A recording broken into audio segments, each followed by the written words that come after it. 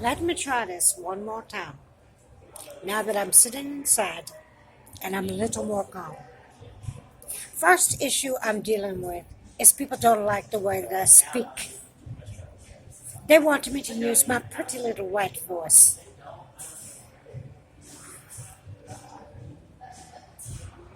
Do I look like I'm acting to you? Let me tell you the rules when you're homeless. If you want any help from other homeless people, you have to work. Occasionally, they may give you a cigarette, or at first, they might offer you a hit of a joint, but there's always strings attached. The truth is, if you ever give something to give to someone, you have to give it with the expectation of getting nothing in return. But on the street, the rules are different. You cannot give without expecting something in return, or you will have nothing. And you must work. Even if you've worked as a nurse or an electrician or a scientist or a contractor to the military or any other high level, high functioning, paying job, you still have to work. Because even though you can't work in one of those jobs because of whatever physical injury you have, you can still spread your legs and have sex with someone, or you can still allow yourself to be used as a drug mule, or you can still run drugs from one point A to the next point B and risk going to jail. Second rule of the homeless people, you have to be willing to go to jail. We all take turns going to jail. We're no longer members of society. We have our own society. You have to live by our rules now. That's a lie.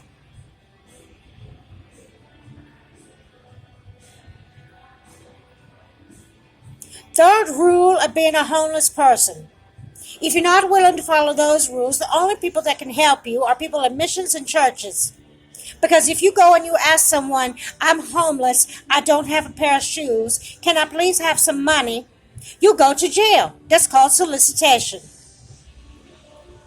It's called living off the back of society. You cannot just do things like that.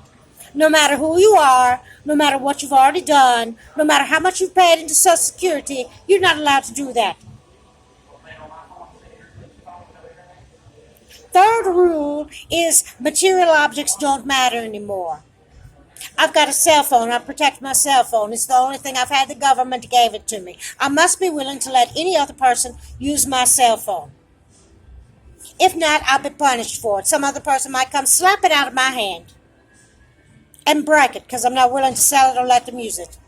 Isn't that childish?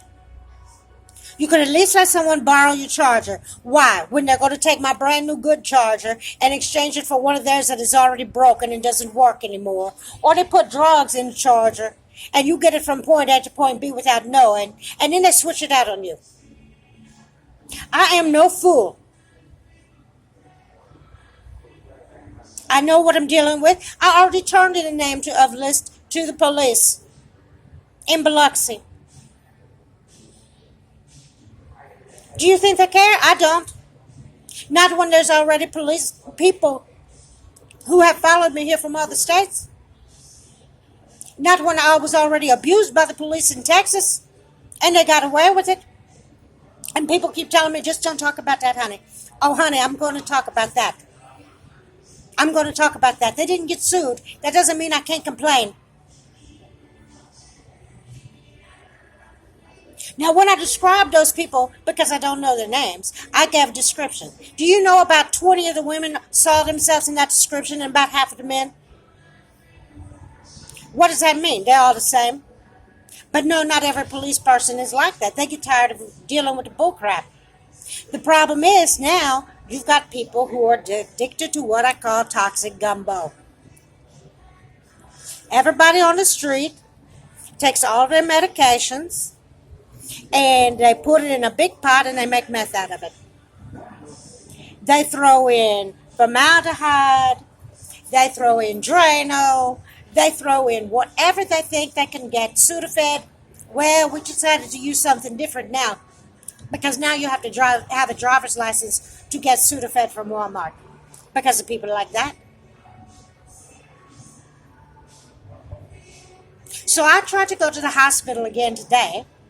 I have been told by people who are homeless that when they go to that hospital, Merit Health in Biloxi, Mississippi, the nurses treat them cruelly, give them drugs that they have stolen from either from patients or from the med kit or from whatever, put it in their pockets and send them out. And they threaten them, if you don't do this every time you come here, we are going to kill you. If you do it, you'll be treated well. How many times have I gone to the hospital here in Biloxi to try to get help, and I'm being chastised because they want to monitor my bipolar disorder so they can Baker Act me because they want me to shut up. I've already told you when I was in Clarksburg, West Virginia, my ex and the people he was working with there stole my identity, both of them, because I got divorced and changed my name, while he had me in jail, accused me of domestic violence. Yeah, I sound real angry, but I never put my hands on him. He was the one who was trying to hit me. He was the one opening my bedroom door with a knife while I was trying to sleep. Why would any person try to open an unlocked door with a knife while their wife is sleeping if they're not planning to go in there and kill her?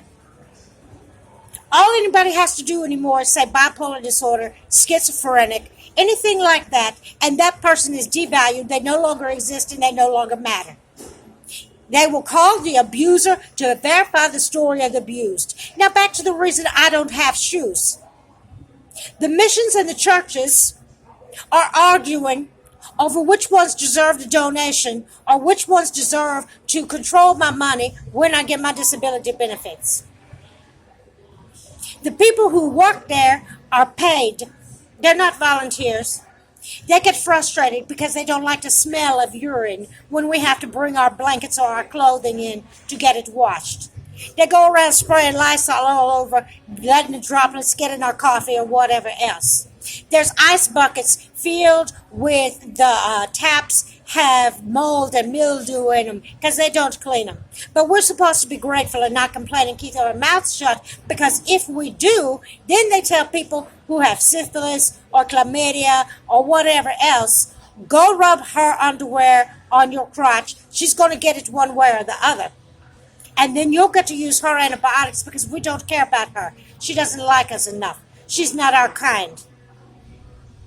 So there are people who are literally spraying on the pair of shoes I had. Every time I would finally get them clean and they'd stop stinking like the stench that they stunk like.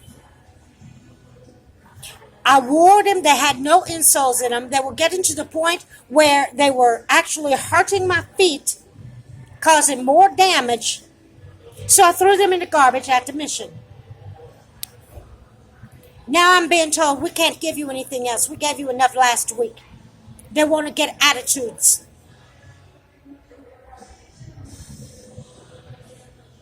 I'm walking around with 2 pairs of socks on. I had more pairs of socks because I kept my stuff clean and in Ziploc bags.